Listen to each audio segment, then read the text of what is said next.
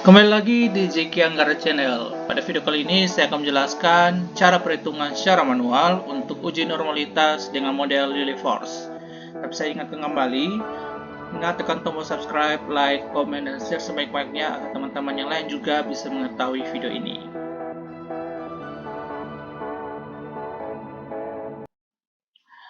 Oke, video sebelumnya saya sudah menjelaskan apa itu uji normalitas. Sekarang saya akan menjelaskan uji normalitas dengan model Lillie Force.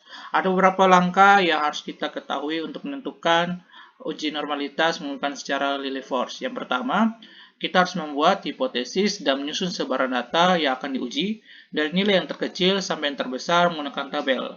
Yang kedua, kita menghitung nilai normal setiap data atau Z dengan rumus Z sama dengan XI dikurang X bar dibagi SD. Yang ketiga, kita gunakan Z tabel untuk menentukan luas di bawah kurva normal baku. Yang keempat, kita menentukan luas kurva Z dengan melihat tabel Z negatif dan positif. Yang kelima, kita menghitung nilai SZ, yakni frekuensi kumulatif relatif dari masing-masing dibagi jumlah data. Yang keenam, kita menentukan nilai Lillie Force hitung dengan rumus L hitung sama dengan nilai mutlak FZ dikurang SZ. Yang ketujuh, kita menentukan nilai Lillie Force tabel. Dan yang kedelapan, kita membandingkan nilai Lillie Force hitung dan nilai Lillie Force tabel, dan kesimpulannya sesuai dengan hipotesis. Kita langsung saja di contoh soal. Diketahui hasil jumlah benar soal statistik dari 150 nomor soal pilihan ganda yang diikuti oleh 40 mahasiswa adalah sebagai berikut. Ini adalah hasil pengerjaan dari 40 orang mahasiswa yang mengerjakan 150 nomor. Jika diketahui juga nilai rata-rata X bar sama dengan 109,9 dan standar deviasinya adalah 18,82, ujilah normalitas dari data tersebut dengan alfa sama dengan 0,05. Langsung saja di penyelesaian. Yang pertama, kita membuat hipotesis dan menyusun sebaran data yang akan diuji dari nilai yang terkecil sampai yang terbesar menggunakan tabel. Pertama, kita membuat hipotesis. Hipotesis yang pertama, H0 sama dengan data berdistribusi normal. Yang kedua, HA sama dengan data tidak berdistribusi normal. Selanjutnya kita urutkan data tersebut dari terkecil sampai terbesar menggunakan tabel. Jadi berdasarkan soal tersebut, nilai perendah itu ada 66 dan yang paling tinggi ada 194. Di sini frekuensinya ada yang 1 maupun ada yang 2. Frekuensi ini dimaksudkan adalah nilai 66 ada berjumlah 1. Dan seterusnya ya, ada juga yang contohnya 97 nilainya ada 2. Frekuensinya 2 atau 2 orang dengan poin 97. Dan totalnya adalah 40 sesuai dengan soal ya. Oke, selanjutnya kita membuat atau menghitung nilai normal setiap data Z dengan rumus Z sama dengan XI kurang X bar dibagi SD. XI atau X adalah nilai, X bar rata-rata, ST adalah standar deviasi.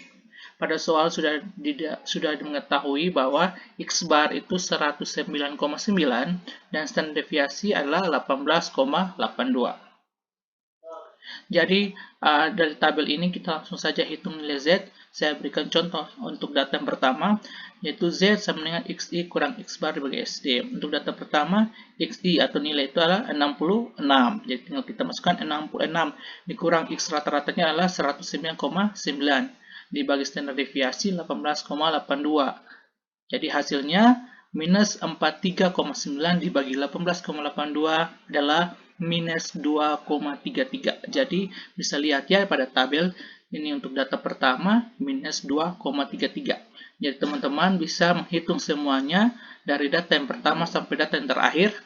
Hasilnya seperti ini pada tabel ya. Mengerti ya untuk tahap ini? Oke. Selanjutnya, kita langsung ke tahap ketiga.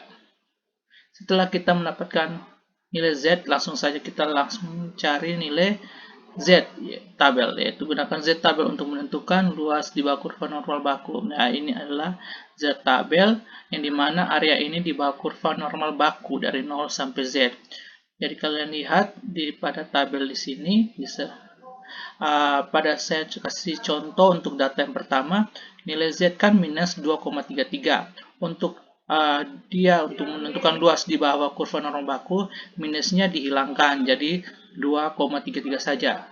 Jadi lihat di baris Z-nya itu 2,3, kita lihat di sini. Sedangkan untuk yang 0,03, dua angka di belakang koma yaitu 3, akhirannya 3. Ya, ini kita samakan hasilnya 0,4901. Makanya pada saat di set tabel data pertama nilainya 0,4901. Oke, ngerti ya? Saya kasih contoh yang kedua yaitu nilai 76, data yang kedua. Dari minus 180 kita ambil 180, jadi barisnya 1,8 dan kolomnya 0,00. Jadi hasilnya 0,4641. Jadi teman-teman setelah mempelajari cara baca, langsung saja menentukan Z tabelnya untuk data yang awal dan terakhir. Oke, jadi untuk Z tabel ini ada 3 tipe. Yang pertama, Z tabel yang kurva normal bakunya dari 0 sampai Z, ini salah satu contohnya. Yang kedua adalah Z tabel positif dan Z tabel negatif ya. Oke, mengerti ya untuk cara membaca Z tabel untuk di tab ini. Oke, kalau mengerti kita lanjut ke bagian keempat. Keempat itu kita menentukan luas kurva VZ dengan melihat tabel Z negatif dan positif. Ini ada yang Z negatif maupun Z positif. Saya berikan contoh yang data yang pertama. Misalkan di sini kan Z-nya minus 2,33. Jadi kita bisa lihat di sini di barisnya ada minus 2,3 kan. Habis itu kita langsung saja di bagian kolomnya akhirannya 3, jadi 0,03 di sini. Kita hubungkan dan hasilnya 0,0099. Jadi dari data tersebut yang kita sudah baca, kita tinggal masukkan ke dalam tabel, ya VZ sama dengan 0,0099. Oke. Saya berikan contoh juga untuk yang nilai positif, misalkan nilai 10. Kita lihat di situ nilai Z-nya 0,0 dengan 0,01. Jadi otomatis di kolomnya barisnya kita lihat 0,0 dan di barisnya kita lihat 0,01. Jadi hasilnya 0,5040. Oke. Jadi cara membacanya sama seperti yang tadi ya. Jadi ini untuk menentukan luas kurva VZ. Oke.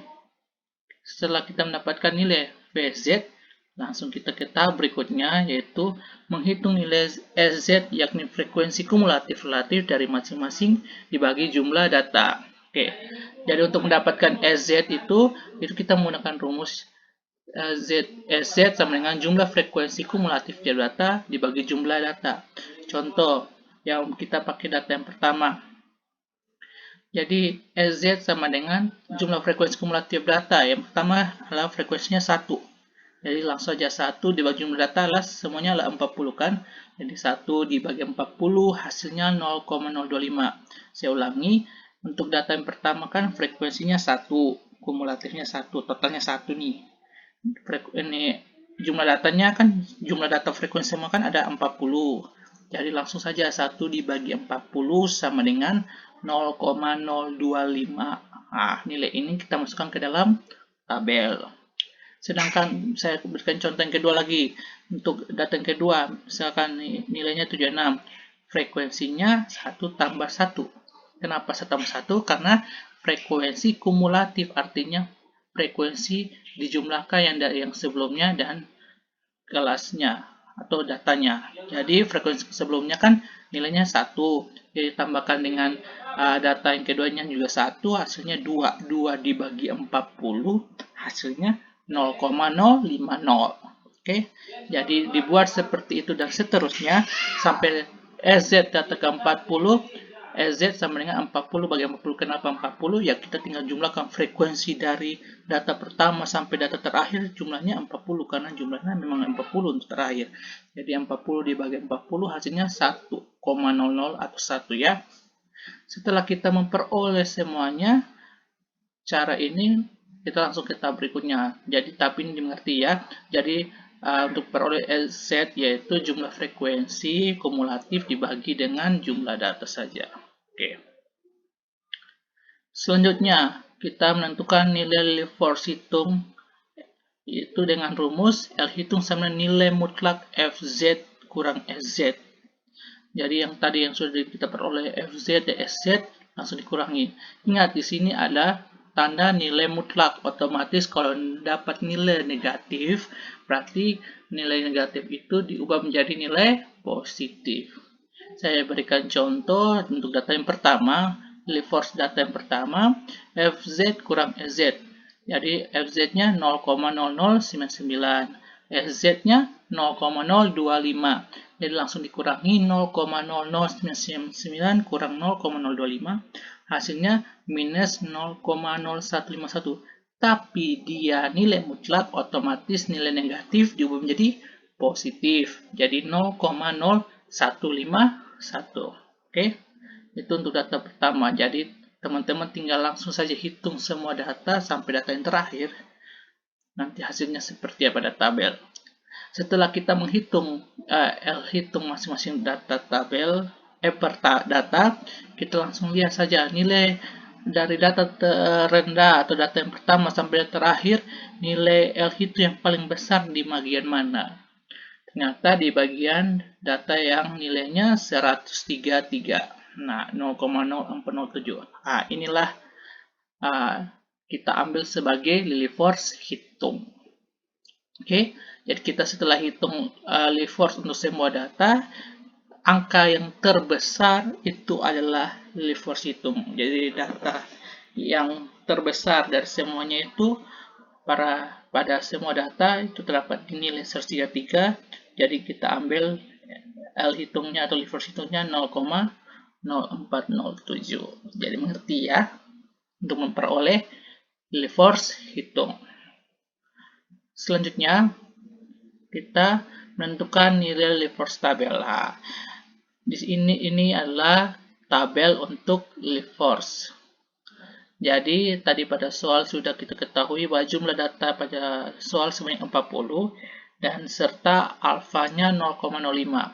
Kalau lihat di tabel di sini jika lebih besar dari 30 ada rumus, kan? Ada rumus di bawah ini dan serta alfanya 0,5. Kita langsung saja lihat 0,05 di sini di kolom.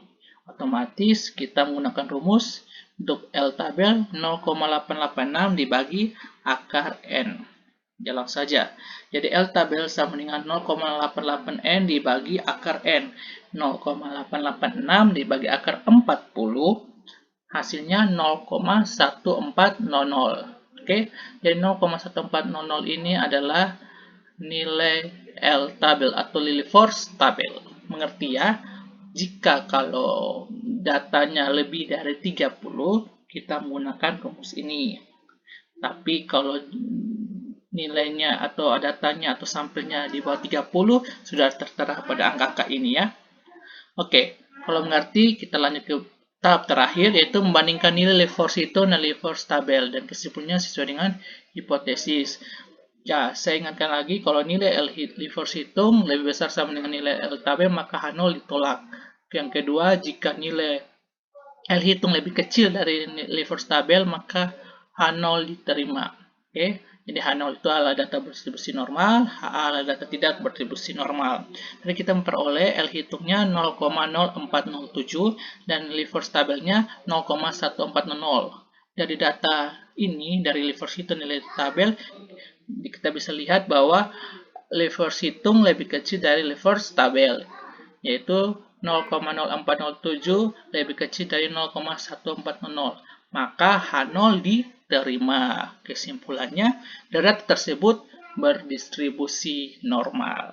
Jadi mengerti ya cara menguji data menggunakan atau menguji kenormalan atau normalitas pada sebuah data menggunakan model Live Force ya. Oke, terima kasih sudah menyimak video kali ini. Semoga materi yang saya ajarkan bisa kalian mengerti dan saksikan juga atau video-video berikutnya agar kalian bisa mengerti pengujian-pengujian secara statistik yang lainnya. Terima kasih.